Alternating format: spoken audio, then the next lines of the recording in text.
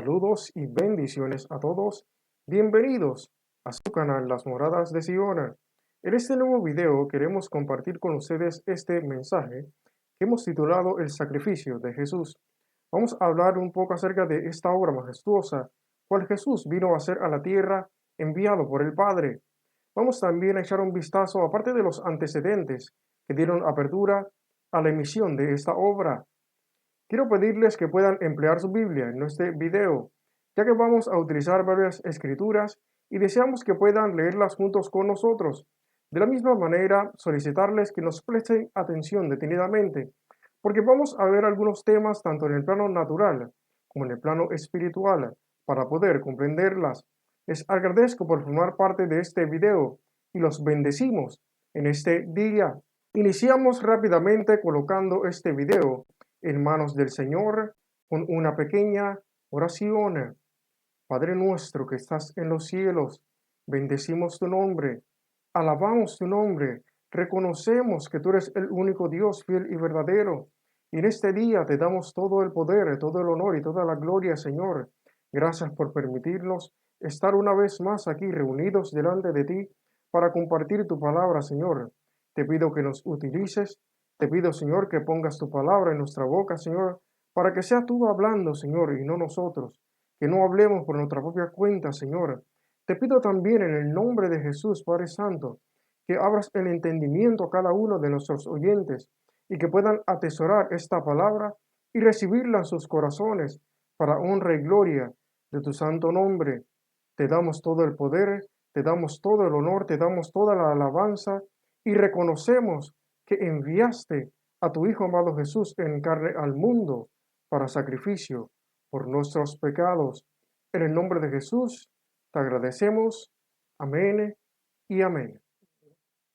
Quisimos publicar este mensaje acerca del sacrificio de Jesús, hablar un poco acerca de esta obra realizada por Dios, conceptuar por qué tuvo que despojarse de su gloria en el cielo para descender a la tierra como uno más. De la misma manera, también repasar algunas de las múltiples porciones bíblicas, cuales trazan el desenvolvimiento de este acto de redención hecho por manos de Jesús, en términos de ilustrarlo bíblicamente para ustedes, ya que esta obra tiene como resultado que podamos tener un medio de acceso para acercarnos al trono de la gracia de Dios y obtener reconciliación con Él. Esta es una de las cosas que, como mencionamos en nuestro video anterior, nosotros desconocíamos antes de entregar nuestra vida al Señor. Por tanto, en el momento cuando recibimos esta verdad bíblica del Evangelio de Jesucristo, nos abrió los ojos para valorar su sacrificio. Por tanto, queremos igualmente compartir la esencia de esta obra, esperando que puedan ser bendecidos, edificados con este mensaje. Para iniciar, tomaremos como referencia el capítulo 1 del Evangelio de Juan, desde el verso 1 al 14. Leemos en nombre del Padre, del Hijo y del Espíritu Santo. En el principio era el Verbo, y el Verbo era con Dios, y el Verbo era Dios. Este era en el principio con Dios. Todas las cosas por Él fueron hechas, y sin Él nada de lo que ha sido hecho fue hecho. En Él estaba la vida, y la vida era la luz de los hombres. La luz en las tinieblas resplandece, y las tinieblas no prevalecieron contra ella. Hubo un hombre enviado de Dios, el cual se llamaba Juan. Este vino por testimonio para que diese testimonio de la luz.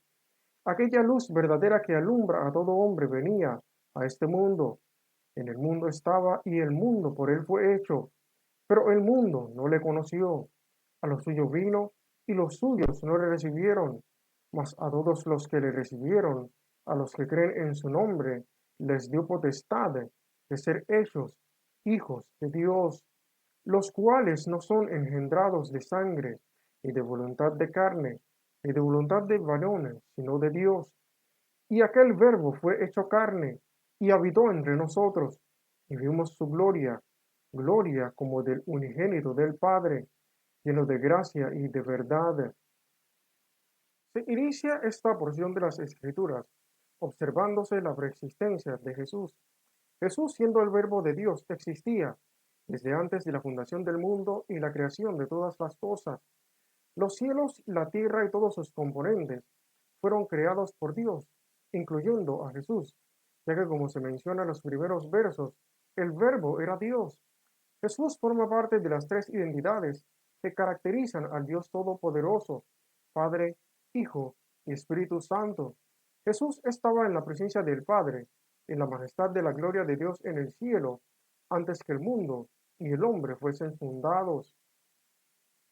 Realmente en los inicios de la creación se deja ver claramente cómo se encontraban el Padre, el Hijo y el Espíritu Santo, haciendo todas las cosas.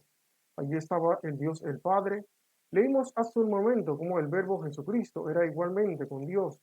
Aparece también la tercera persona en el primer capítulo del libro de Génesis, cuando dice que la tierra estaba desordenada y vacía, y el Espíritu de Dios se movía sobre la faz de las aguas. Así que más adelante, después de crear todas las cosas y hacer al ser humano, Dios tenía comunión con el hombre y la mujer, libremente en el huerto del Edén. La imagen de Dios estaba puesta en el ser humano. Había una tremenda armonía en aquel huerto. Adán y Eva estaban en conjunto con los animales, estos le obedecían. Existía una comunión perfecta entre Dios, el hombre y la mujer.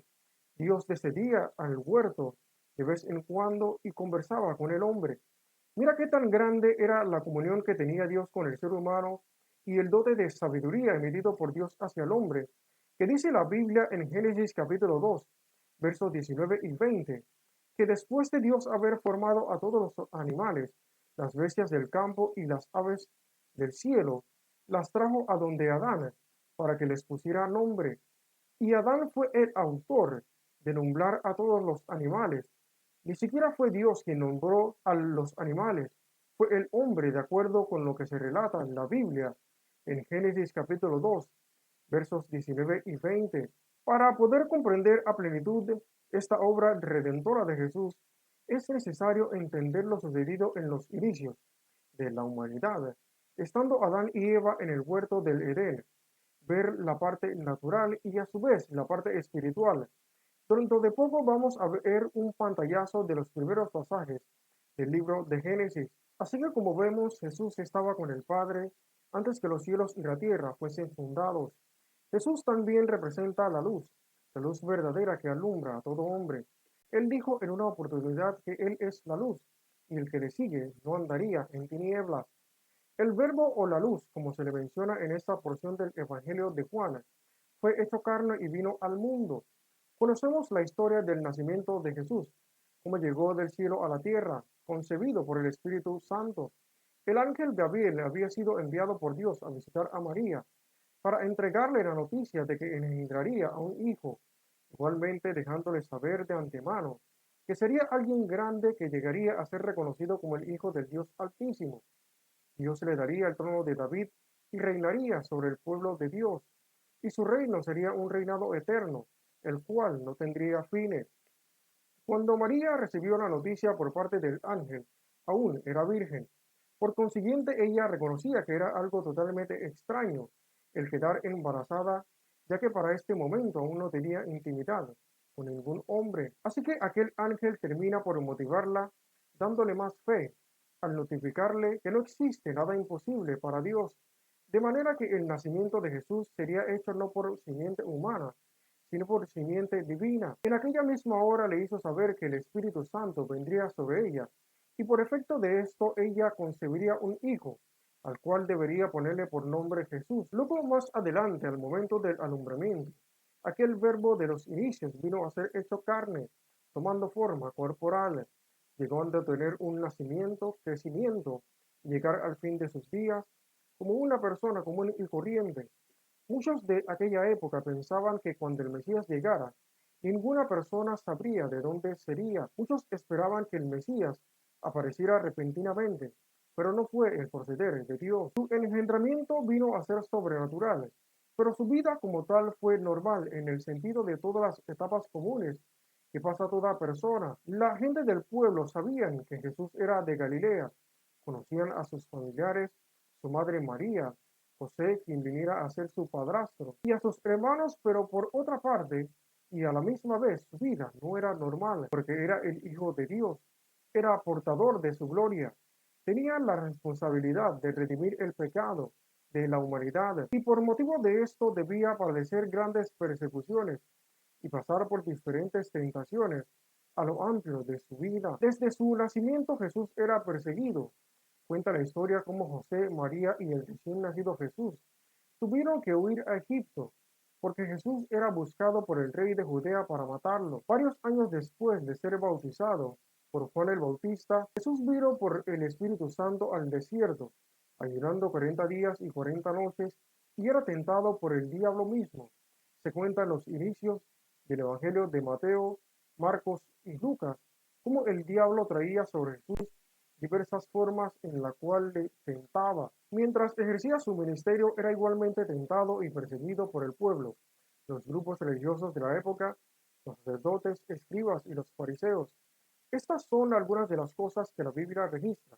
De seguro hubieron muchas otras tentaciones y persecuciones padecidas por el Señor. En la Biblia, a todo lo amplio del ministerio de Jesús, se puede ver la mano del maligno tratando de afectar la obra cual estaba por realizar, y es que había una gran responsabilidad sobre él. Jesús había llegado a la tierra como el Cordero de Dios que quita el pecado del mundo. Jesús era quien el Padre iba a sacrificar, entregando a su propio Hijo para limpiar el pecado de la humanidad. Él fue un cordero sin defecto, ya que al haber sido tentado en todas las áreas, nunca pecó. Por tanto, podríamos visualizar el escenario en donde las tinieblas hubieron empleado cualquier oportunidad que tuviesen para hacerle pecar contra el Padre. Pero aún Jesús logró vencer al pecado y entregar su vida en el madero, pues a lo suyo vino, mas los suyos no le recibieron. Por otra parte, a todos los que le recibieron y creyeron en su nombre, se les dio la potestad de ser hechos hijos de Dios, cuales no se engendran por voluntad de varones, sino de Dios. Jesús era enviado al pueblo judío, al pueblo escogido de Dios. De acuerdo a las profecías bíblicas, el Cristo debía provenir de la descendencia de David. Curioso es cómo, de acuerdo al trazo de la genealogía de Jesús, registrada en las Escrituras, esta proviene por parte de José, a pesar de que no era su padre biológico. Ahora, para ser hecho hijo de Dios, debe haber un engendramiento de Dios, debe haber un nacimiento en el Señor. De esto hablamos hace unos videos atrás, puesto que existen dos tipos de nacimientos, porque todo ser humano, tanto los judíos en aquel tiempo como en la actualidad, ha nacido en carne cuando salimos del vientre de nuestra madre. Pero existe un nacimiento de Dios, un nacimiento del Espíritu, que va muy ligado con lo que conocemos en la Biblia como el nuevo nacimiento, y también lo que Jesús mencionó en el capítulo 3 del Evangelio de Juan al llamarle el nacer de nuevo. Este nacimiento inicia cuando recibimos a Jesús en nuestras vidas y creemos en Él de todos nuestros corazones. Así que finalmente el Verbo fue hecho carne, vino al mundo y habitó en medio del pueblo.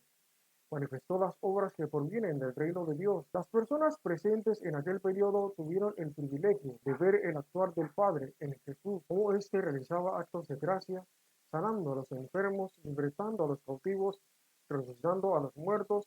Estas eran manifestaciones del reino y obras que Jesús había aprendido del Padre. Pero a pesar de la amplitud de estas señales, milagros y prodigios, las grandes palabras de sabiduría manifestadas al mundo, aunque formaban parte de toda esta obra, había el cumplimiento de algo en específico. Ahora, ¿cuál era este cumplimiento? ¿Qué fue lo que pasó? ¿Cuál fue el suceso que dio apertura para ese sacrificio? ¿Por qué era necesario que Jesús viniera al mundo? ¿Por qué debía existir esta complejidad de venir al mundo, concebido por el Espíritu Santo, aunque para Dios no era nada complicado, permitiendo el Padre que Jesús padeciera en sus últimos días hasta llegar a su crucifixión? Pues para esto tenemos que trasladarnos hasta lo sucedido en el huerto del Edén, en los inicios. Los capítulos 2 y 3 del libro de Génesis narran la historia de cuando el hombre y la mujer se encontraban en el huerto del Edén. Dios había hecho los árboles con sus distintivos frutos, los animales que servían para el sustento del ser humano. Estaba también el árbol de la vida, el árbol de la ciencia del bien y del mal. Dios envió a Adán y a Eva diciendo que de todo árbol del huerto podían comer, mas del árbol de la ciencia del bien y del mal debían privarse de comerlo, porque el día que de él comieren, ciertamente morirían. Así que allí estaban ambos, compartían en el huerto, se alimentaban de la vegetación, los árboles y los animales. En medio de cuando el hombre y la mujer se encontraban en este jardín, vemos que la serpiente, cual dice la Biblia, era el animal más astuto de todos los que Dios había creado. Cual esta serpiente simboliza al diablo o Satanás, entró en una conversación con la mujer para engañarla y hacerla comer del fruto. Luego Eva brindó a Adán, quien también comió. Veamos este panorama. Es importante primero establecer algunos conceptos para ilustrarnos sobre lo que sucedió en este evento, porque esta es una narración que tiene contexto tanto natural como espiritual. La mujer entabló una conversación con una serpiente. Como lo mencionamos anteriormente, esta era una conversación con Satanás, tal como se muestra en el libro de Apocalipsis, capítulo 12, verso 9. Satanás representa a esa serpiente antigua, la cual se mantenía en los inicios tentando al ser humano. Recuerda que para este momento, cuando el hombre y la mujer fueron creados, ya Dios había echado fuera del cielo a Satanás y sus ángeles por haberse rebelado contra él, pues estaban estos dos árboles que podíamos considerar como los más importantes de todos los que había en el huerto. Ambos árboles se representan literalmente, como la Biblia lo menciona. Uno era el árbol de la vida y el otro era el árbol de la ciencia del bien y del mal. Ambos eran árboles físicos que había en el huerto. Prueba de esto es que en el libro de Apocalipsis, cuando Juan relató el mensaje a la iglesia de Éfeso en el capítulo 2, en su última parte dice que al que venciere, el Señor le dará a comer del árbol de la vida, el cual está en el medio del paraíso de Dios. Un pequeño paréntesis también es que más adelante en el libro de Apocalipsis capítulo 22, verso 2, cuando Juan fue llevado en el Espíritu a ver la nueva Jerusalén, describe cómo este árbol de la vida produce 12 frutos, dando una especie cada mes, y las hojas del árbol sirven para la sanidad de las naciones, pues esto nos prueba que ambos eran árboles existentes. A pesar de que en estos versículos la Biblia no menciona que estos árboles se encuentren en la tierra, Adán y Eva en algún momento vieron estos árboles. Entonces ambos árboles se encontraban en el huerto. Adán y Eva podían comer su fruto.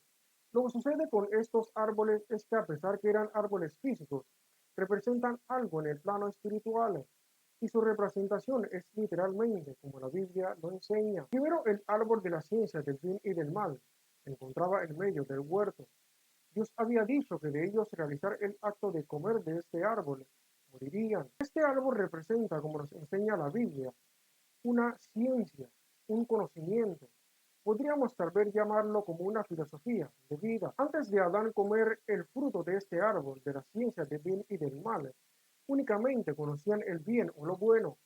No tenían esta ciencia de poder distinguir entre lo bueno y lo malo. Para ellos comer el fruto de este árbol simbolizó el adquirir el conocimiento sobre lo que era el mal y poder diferenciar entre lo bueno y lo malo. Nota que en el versículo 5 del capítulo 3 del libro de Génesis, que precisamente de esta manera fue como la serpiente engañó a la mujer para hacerla comer del árbol, pues la engañó diciéndole que en el momento que comiese del árbol, sus ojos serían abiertos, llegarían a ser como Dios, conociendo el bien y el mal. Inclusive en el verso 22 del capítulo 3, después de Adán y Eva comer el fruto, Dios mismo dijo que por causa de ellos comer el fruto, ahora el hombre era como Dios, conociendo el bien y el mal. Mira qué tan importante es para Dios que el hombre abunde en el bien, que cuando Jesús estuvo en la tierra durante su niñez, tuvo que ser enseñado por sus padres terrenales y aún por la intervención de Dios a hacer buen uso de esta ciencia del bien y del mal. En el libro de Isaías, capítulo 7, versos 15 y 16, cuando se profetizaba acerca de la venida del Mesías, dice de la siguiente manera: comerá mantequilla y miel hasta que sepa desechar lo malo y escoger lo bueno. Antes que el niño sepa desechar lo malo y escoger lo bueno, la tierra de los dos reyes que tú temes será abandonada. Después de Adán y Eva comer el fruto, fue que empezaron a conocer lo que era el malo. Adán comenzó a experimentar miedo, entendió que estaba desnudo. Esto fue lo que aconteció en la primera conversación cuando Dios descendió al huerto después del hombre haber comido el fruto. Dios empezó a llamar a Adán y Adán en respuesta en el verso 10 dijo: oí tu voz en el huerto y tuve miedo porque estaba desnudo y me escondí. Para este momento ya estaba operando en Adán este conocimiento. Antes de ocurrir el suceso con el árbol, El hombre y la mujer estaban desnudos en el huerto y no tenían miedo, no sentían vergüenza.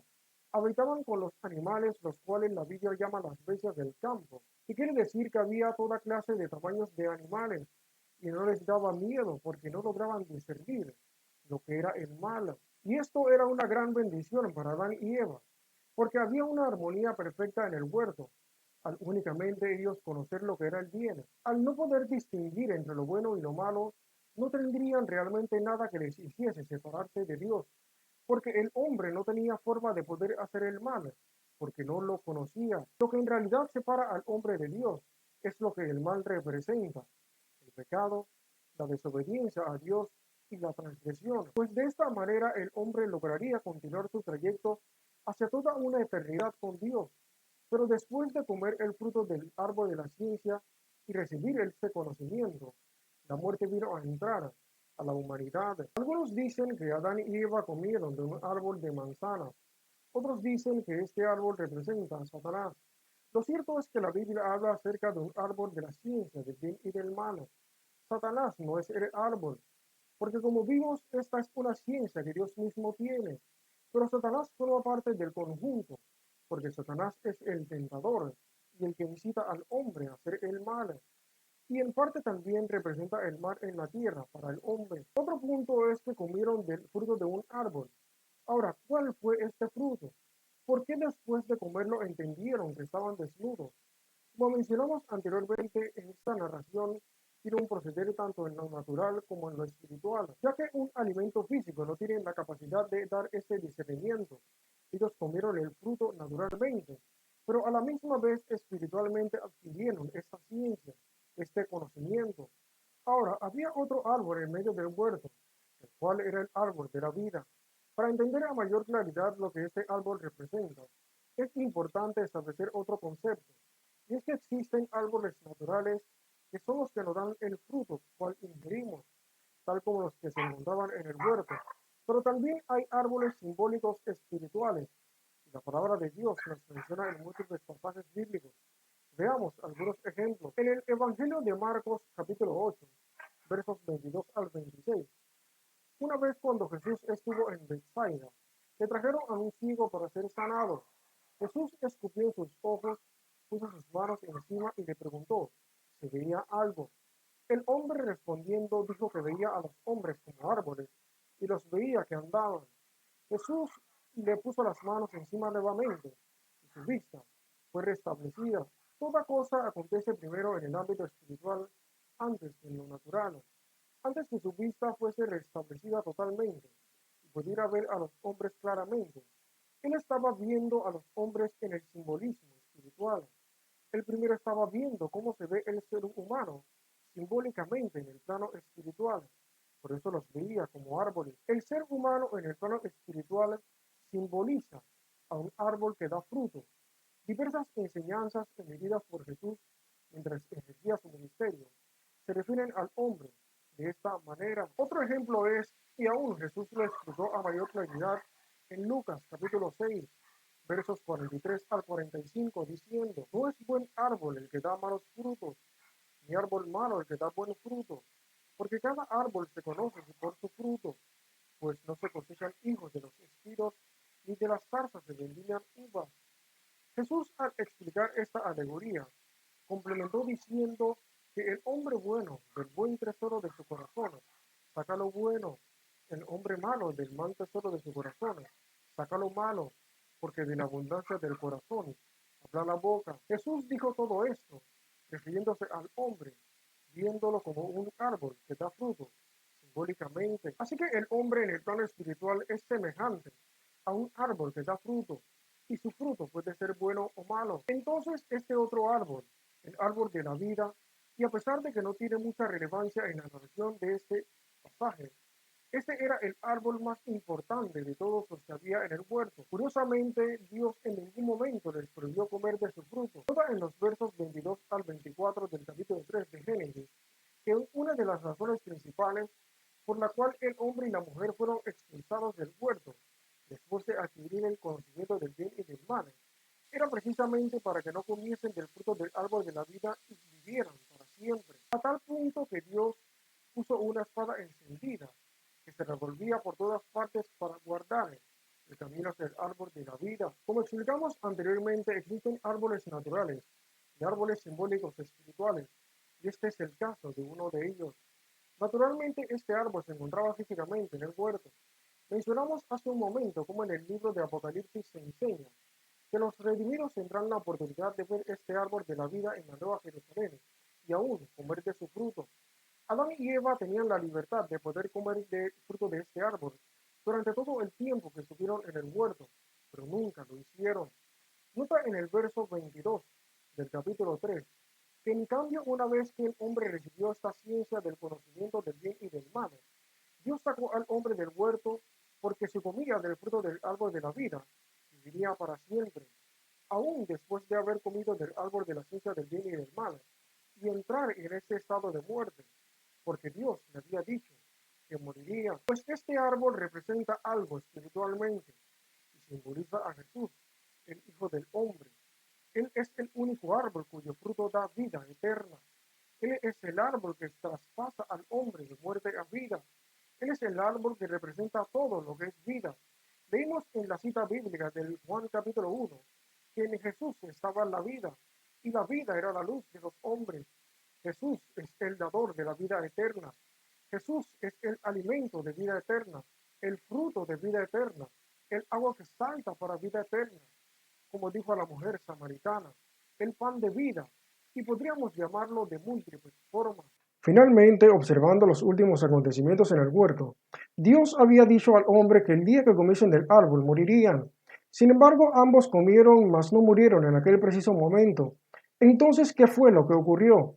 Después de todo el evento ocurrido con Satanás y el árbol de la ciencia del bien y del mal, Dios expulsó al hombre y a la mujer del huerto.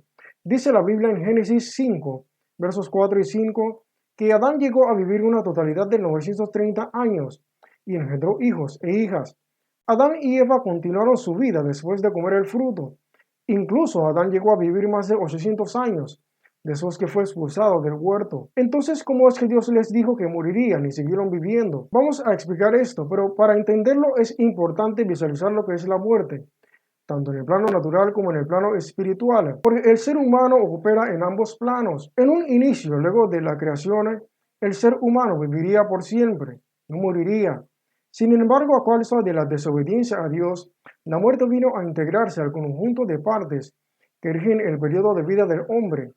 Por tanto, fue establecido que el hombre muriera. Ahora aquí viene lo importante que racionaliza este suceso, y es que existen dos tipos de muertes para el ser humano. Una es la muerte en el plano natural, que conocemos como la muerte del cuerpo, o la muerte física, y otro es la muerte en el plano espiritual, o la muerte espiritual. Es importante verlo de esta manera para poder comprenderlo, porque el ser humano es un ser tripartista. Todos estamos constituidos por espíritu, alma y cuerpo. La Biblia dice en Primera de Tesalonicenses capítulo 5, verso 23, y el mismo Dios de paz os santifique por completo, todo vuestro ser, espíritu, alma y cuerpo, sea guardado irreprensible para la venida de nuestro Señor Jesucristo. Cuando Dios dijo al hombre que moriría si comía del árbol, se refería a ambos tipos de muerte. Primero, la muerte del cuerpo también se conoce con los nombres de deceso, defunción o fallecimiento. Es cuando se deja de tener signos vitales. Cuando una persona deja de tener sus signos vitales, el alma y el espíritu salen del cuerpo. Ese también es el momento de su muerte. Luego está la muerte espiritual. La muerte espiritual es diferente.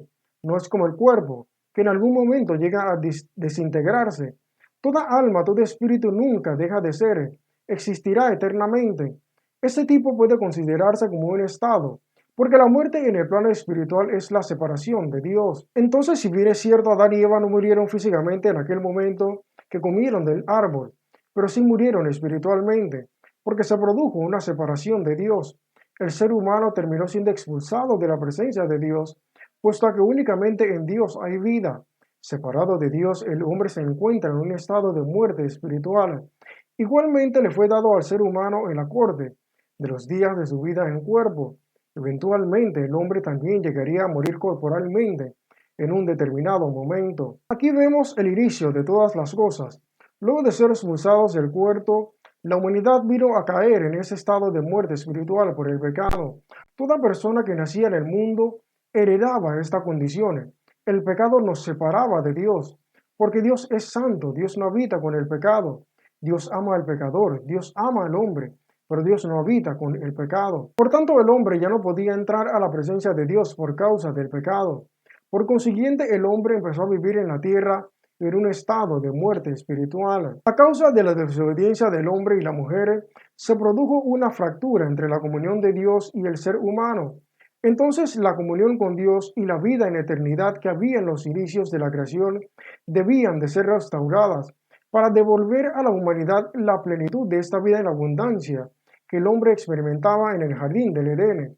Deberían arreglarse todas las cosas para que el hombre pudiera nuevamente tener comunión con Dios tal como fue realmente en un inicio. Así que desde aquí en adelante cuenta los siguientes pasajes del libro de Génesis, cómo Adán y Eva empezaron a multiplicarse. La vida del ser humano fue en avanzada e igualmente el pecado se multiplicaba en la tierra. Vemos en los primeros eventos cómo se muestra a Dios lidiando con el pecado del hombre. Cuenta la historia en el capítulo 6 del libro de Génesis, cómo la maldad del hombre se había multiplicado en la tierra. Dice en los versos 5 y 6 del capítulo 6, que vio Jehová que la maldad de los hombres era mucha en la tierra, y que todo designio de los pensamientos de su corazón era solamente mala. Y se arrepintió Jehová de haber hecho el hombre en la tierra, y lo dolió en su corazón. A tal magnitud describe la Biblia el escenario de aquellos días, diciendo que la tierra estaba corrompida y llena de violencia, porque toda carne había corrompido su caminar. Así que Dios decidió raer de la tierra a todo hombre creado. En esta parte entra Noé, el cual halló gracia delante de Dios, y a éste se manifestó el Señor para dejarle saber que traería sobre la tierra un diluvio, a causa del cual pondría fin a todo ser en el cual había espíritu de vida en la tierra.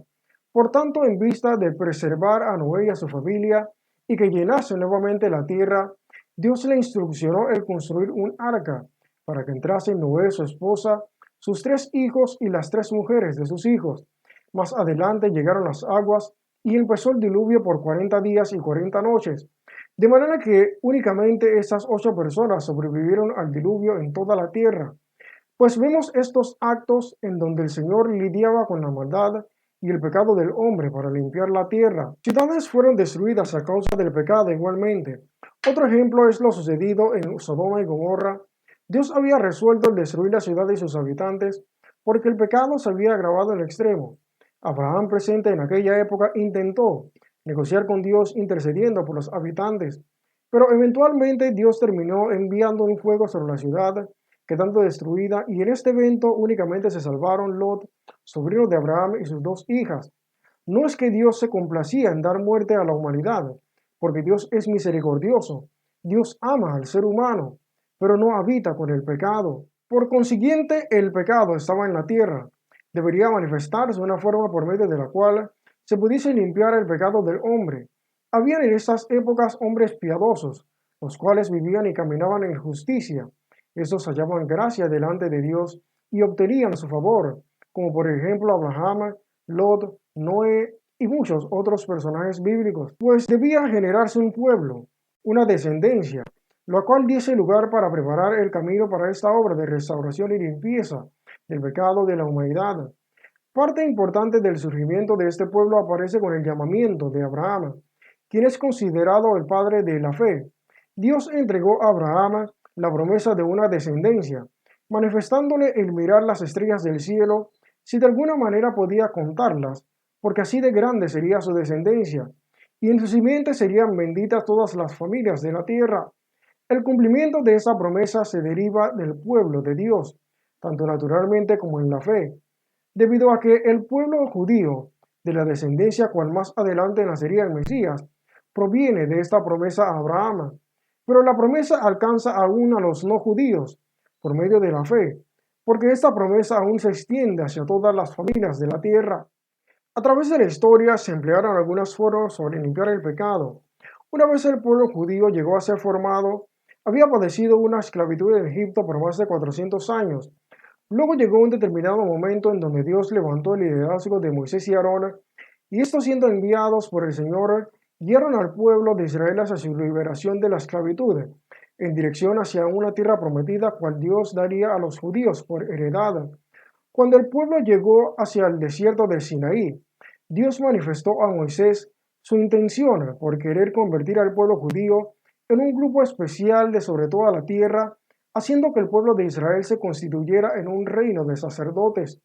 Por tanto, durante los días que estuvieron en el Sinaí, Dios les entregó los 10 mandamientos y parte de lo que se constituye como el inicio de la ley de los judíos. Esto ponía en evidencia para el pueblo lo que para Dios era considerado pecado, de manera que el pueblo debería privarse de practicar estas cosas. De igual forma, y a pesar del establecimiento de estos mandamientos y parte de esta ley, tanto para los sacerdotes ungidos como los jefes del pueblo o cualquier individuo del pueblo, podía cometer alguno de estos pecados. Por tanto, Dios ideó e instruccionó al pueblo algunos métodos para limpiar el pecado del pueblo y todos estaban relacionados con el sacrificio de un animal. Cuando el pueblo hubiese hecho algo malo en contra de los mandamientos establecidos, se debería ofrecer a Dios el sacrificio de un becerro por expiación del pecado. Deberían traerlo frente al tabernáculo y los ancianos de la congregación pondrían sus manos sobre la cabeza del becerro delante de Dios y degollarían el becerro. Luego entonces el sacerdote ungido de la congregación introduciría de la sangre de aquel becerro al tabernáculo, untaría su dedo con la sangre y rozaría 7 veces delante de Dios en dirección hacia el velo del tabernáculo. Igualmente debería tomar la sangre y rociarla sobre los cuernos del altar del incienso aromático, y el resto de la sangre debería echarla al pie del altar del holocausto. Tomaría toda la grasa o la grosura del animal y la quemaría sobre el altar. Igualmente la carne y la piel y el estiércol deberían quemarse en un lugar aparte, fuera del tabernáculo. Por medio de este proceso el sacerdote ungido purificaba a todo el pueblo y Dios perdonaría sus pecados. Habían algunas variaciones en el método empleado dependiendo de la fuente de donde provenía el pecado. Por ejemplo, si el pecado provenía de un sacerdote, si provenía de uno de los jefes del pueblo o si provenía del pueblo en particular. Pero básicamente todo se resumía al entregar un animal al sacerdote ungido para hacer un sacrificio.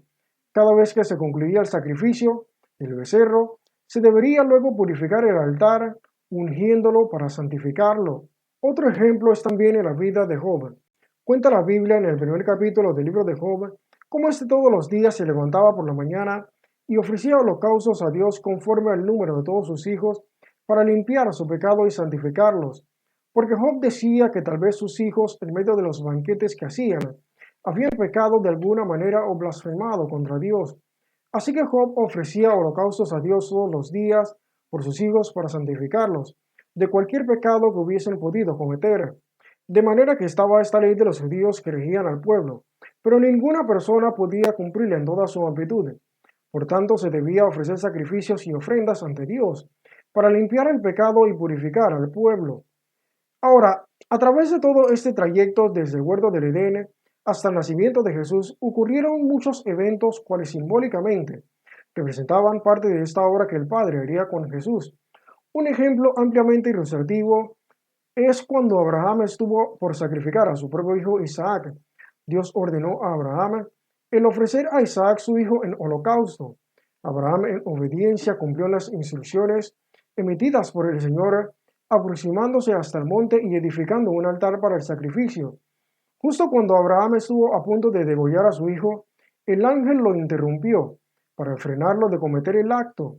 Más adelante Dios proveyó un carnero para sacrificarlo en vez de su hijo. Este acto representó lo que más adelante Dios el Padre haría con su único hijo Jesucristo.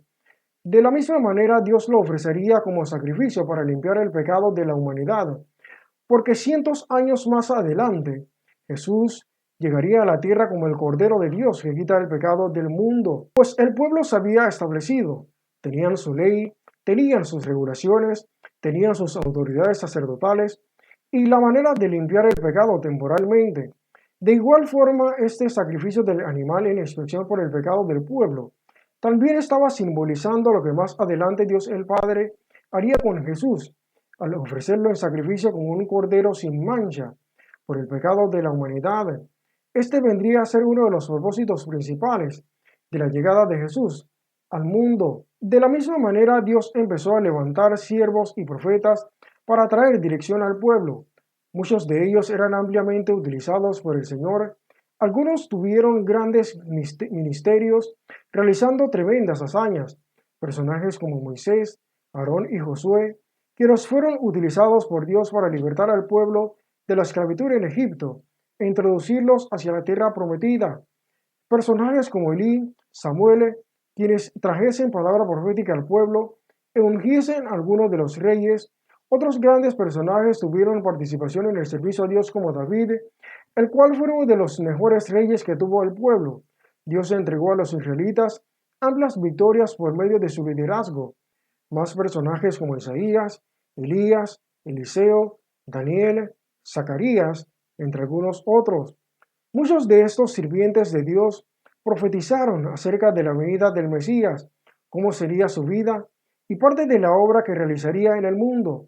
Veamos algunos de estos casos. Tal vez una de las profecías más grandes sobre la venida del Mesías la encontramos en el capítulo 53 del libro del profeta Isaías, ya que este fue uno de los profetas que habló ampliamente sobre el ministerio de Jesús.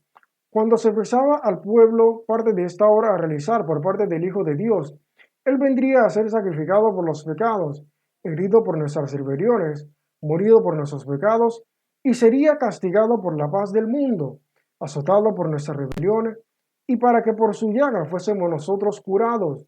El Mesías sería ofrecido por el Padre como un cordero de sacrificio, para limpiar el pecado de la humanidad. En el transcurso de todo ese desenvolvimiento de su obra, él llegaría a ser varón de dolores, experimentado el quebranto, sería menospreciado y desechado por su propio pueblo.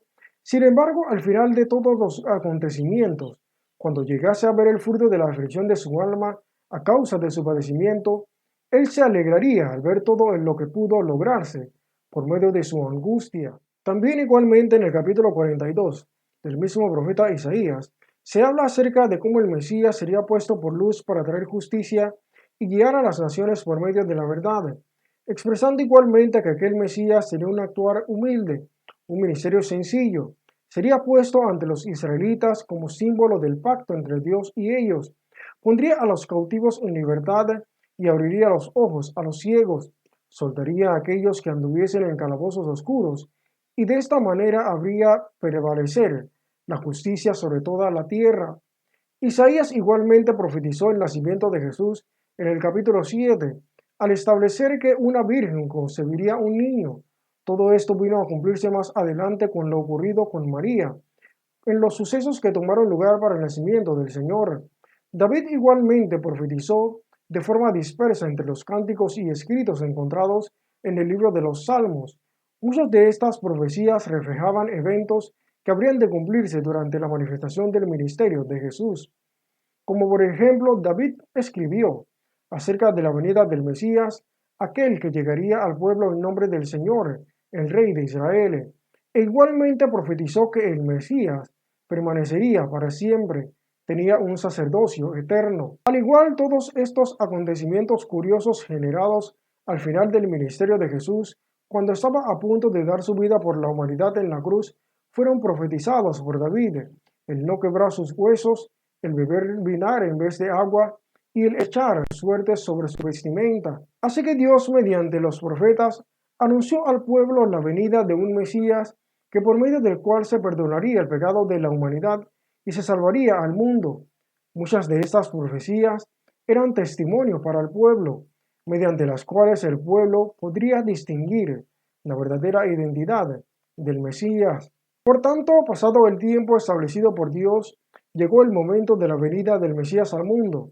Algunos pequeños detalles pueden comentarse acerca de la vida de Jesús antes de empezar su ministerio, pero realmente lo que más se resalta entre los cuatro evangelios es su manifestación del reino de Dios y sus predicaciones acerca de la palabra de Dios luego de ser bautizado por Juan en el Jordán.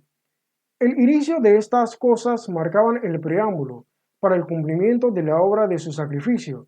Jesús conocía todo cuanto estaba escrito por él, por tanto Jesús aseguraba que todo cuanto fue profetizado acerca de él tenía cumplimiento. Por consiguiente, Jesús procedía según las profecías, debía cumplir la ley y no pecar, para presentarse como un cordero santo y sin mancha, para ser sacrificado por los pecados de la humanidad. Fue tentado en todas las áreas y mas nunca pecó. No cometió transgresión alguna. Había una gran responsabilidad sobre el Mesías. Jesús venía para restaurar todo lo que se había perdido, la comunión perfecta que había entre Dios y el hombre, y a su vez aquella eternidad en vida en abundancia, el cual el hombre y la mujer disfrutaban en el huerto. Como vimos en el huerto, lo que separó al hombre de Dios fue la desobediencia, el pecado.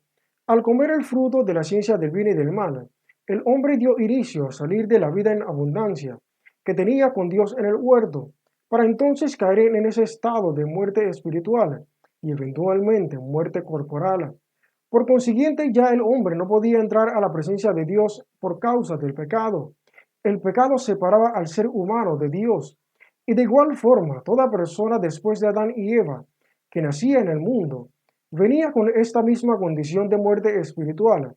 Por tanto, para que el ser humano pudiese nuevamente entrar a la presencia de Dios, había que redimir su pecado. En otras palabras, purificarlo, santificarlo nuevamente. Y este ámbito entraban los sacrificios de animales para expresión del pecado. Continuamente se hacían estos sacrificios. El pueblo de Israel tuvo una época en donde diariamente ofrecían ofrendas a Dios para limpiar el pecado del pueblo. E igualmente entraban en acción los mandamientos y la ley para regir y legislar al pueblo de pecar contra Dios y su prójimo, los cuales ninguna persona podía cumplir en su totalidad. Por tanto, siempre había pecado en el pueblo por el cual ofrecer sacrificio de expiación. Por consiguiente, Jesús ahora venía a la tierra como el Cordero de Dios, que quita el pecado del mundo. Él venía como un cordero para ser sacrificado, una vez y para siempre, por nuestros pecados. El profeta Isaías dijo que como cordero fue llevado al matadero. Este sacrificio de Jesús no fue tan sencillo como el que únicamente vino y dio su vida y murió y todo terminó. Muchas cosas fueron establecidas implícitamente en el transcurso de su caminar en medio del pueblo. Jesús vino a manifestar justicia del reino de Dios en la tierra, para hacer saber a la humanidad cuál era la voluntad de Dios el Padre. Dio a conocer el Padre también. Muchas de las enseñanzas impartidas por Jesús reflejaban el carácter del Padre. Jesús expresaba haber recibido del Padre mandatos sobre lo que habría de hablar y lo que habría de decir. Esta obra trajo sobre el Señor grandes niveles de aflicción por predicar la verdad del reino de Dios. Llegó a ser menospreciado y desechado por los semejantes de su propio pueblo. En muchas oportunidades no podía andar públicamente entre el pueblo porque era objeto de persecución.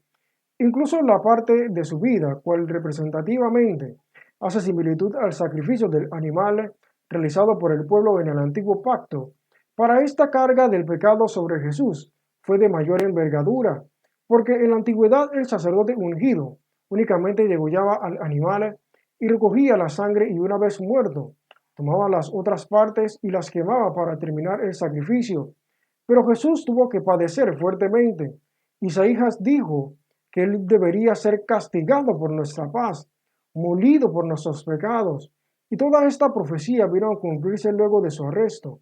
Jesús pagó un precio alto por nuestros pecados. Él fue azotado duramente por los soldados romanos, cargó su propia cruz, fue escarnecido y clavado en el madero hasta derramar la última gota de sangre, para que habiendo entregado su vida, pudiese redimir el pecado de todos aquellos que pusiesen su fe en él, como el Hijo de Dios. Pero en el resultado final hubo más gozo que en el padecimiento.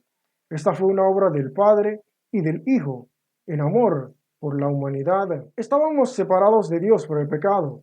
La desobediencia había creado un abismo entre Dios y el hombre, pero Dios entregó a su único Hijo como ofrenda de expiación por el pecado, para arreglar todo lo sucedido, limpiar nuestro pecado y que ahora, por medio de Jesucristo, podamos acercarnos a Dios y ser restablecidos en la comunión con Dios y la plenitud de la eternidad de vida abundante que disfrutaban el hombre y la mujer en los inicios. Dios el Padre en Jesucristo, su Hijo, nos ha dado una puerta, y solamente una puerta y un camino de salvación y reconciliación con Dios. Jesús dijo que Él es la puerta, y el que entrare por Él será salvo, y entrará y saldrá y hallará pastos. También dijo que Él es el camino, la verdad y la vida, y que nadie puede ir al Padre si no es por Él. Jesús se humilló, despojándose de toda su gloria en el cielo, para venir a la tierra haciéndose a sí mismo muerte, para que nosotros podamos vivir eternamente por medio de Él. Pues esta fue su obra, restaurar lo que una vez perdieron Adán y Eva en el huerto del Edén. El hombre había perdido su eternidad en comunión con Dios, al desobedecer a Dios, comiendo del fruto de la ciencia del bien y del mal, y adquirir este conocimiento. La muerte había entrado a la humanidad. Por tanto, y a pesar de que había una remisión de pecados provisional, el ser humano no podía entrar a la presencia de Dios luego de su muerte corporal. Por eso Jesús decía en el Evangelio de Juan, en el capítulo 13, entre los versos 12 al 15, que ninguna persona había subido al cielo, sino que Él, siendo el Hijo del Hombre, había descendido del cielo a la tierra. Y como Moisés levantó aquella serpiente de bronce sobre un poste en el desierto, así igualmente era necesario que Jesús fuese levantado en la cruz para que todo aquel que creyese en Él no se pierda, mas tenga vida eterna. El ser humano, por ser portador de esta condición de muerte espiritual, no podía entrar a la presencia de Dios en el cielo, sino hasta después del sacrificio de Jesús. En la antigüedad, antes de este nuevo pacto, habían personas que caminaban en justicia, vivían vidas piadosas en temor y reverencia a Dios. Estas personas hallaban gracia delante de Dios, pero como ninguna persona podía subir al cielo por la condición del ser humano, por consiguiente, estos, al momento de su muerte, sus almas iban no al cielo, sino a un lugar de reposo llamado el seno de Abraham. Mira un dato interesante y curioso, y este fue un evento único en la historia. Este es un acontecimiento el cual no se menciona mucho, pero después de la resurrección de Jesús, muchas otras personas también resucitaron. Aquellas personas cuales habían muerto en obediencia a Dios, cuyas almas habían ido a este seno de Abraham, se levantaron igualmente después de la resurrección de Jesús y aparecieron a muchos del pueblo judío. Pero estos se levantaron no para quedarse en la tierra, sino porque al Jesús vencer el pecado y la muerte, sus almas estaban saliendo de este seno de Abraham para ir en dirección a entrar en la presencia de Dios en el cielo. Y Dios permitió como testimonio que algunos de estos personajes se aparecieran corporalmente a muchos del pueblo. Este fue un evento único en la historia, porque Dios no anda permitiendo que a quienes hayan muerto se aparezcan a la gente. Pero en esta oportunidad, de alguna manera, fue permitida esta manifestación, para que de esta oportunidad hubiera testimonio en el pueblo. No lo decimos nosotros, está en la Biblia. Vea el libro de Mateo, capítulo 27, desde el verso 51 al 54. Por otra parte, y lastimosamente, las almas de las personas que no vivieron en temor a Dios, ni guardaron su palabra, descendían al Hades. Esta era la condición del ser humano, y de esta manera era que se manifestaba la separación del hombre de la presencia de Dios en la muerte espiritual. Por esto era de suma importancia que Dios viniera al mundo y pagara un precio tan alto para salvar a la humanidad de esta muerte espiritual. Así que por esto y mucho más es que el Evangelio es una buena noticia. Nosotros nos atrevemos a decir que es la noticia más importante, porque Jesús vino a pagar el precio del pecado. Él redimió el pecado para todos aquellos que creen en Él, para que podamos acercarnos a Dios libremente. Y que ahora sí, toda persona que ponga su fe en Jesús y crea en su sacrificio, pueda entrar a la presencia de Dios y acercarse a Él y vivir eternamente. Como les compartí en el video anterior, esta era una verdad, la cual nosotros desconocíamos, y en el momento cuando la recibimos, nos ayudó a valorar el sacrificio de Jesús. Por eso es que nosotros en este canal siempre estamos motivándote a buscar a Dios, así como el Señor en algún momento tuvo misericordia de nosotros y nos escogió para su gloria. Queremos que igualmente la gracia de Dios te alcance a usted por medio de este mensaje. Nadie te ama como Jesús. Él dijo que ninguno tiene mayor amor que este, el entregar su vida por sus amigos. Él murió por usted. Él dio su vida por usted. Él soportó ser humillado azotado y clavado en la cruz por usted y por mí, para romper con esta condición de mortandad la cual teníamos, para que ahora por medio de él podamos recibir vida eterna y vida en abundancia. Por esto Jesús enseñaba en el verso 24 del capítulo 5 del Evangelio de Juan, que aquel que cree en él y su palabra es traspasado de muerte a vida. Con esto hemos concluido este mensaje. Te agradezco por haberme acompañado en este video. Quiero pedirte que puedas compartirlo con tus amigos para que se pueda propagar esta obra de Jesús. De seguro les va a bendecir. Déjanos saber tus comentarios en la parte de abajo de este video. Que Dios te bendiga y que la gracia de nuestro Señor Jesucristo esté con todos ustedes. Saludos y bendiciones.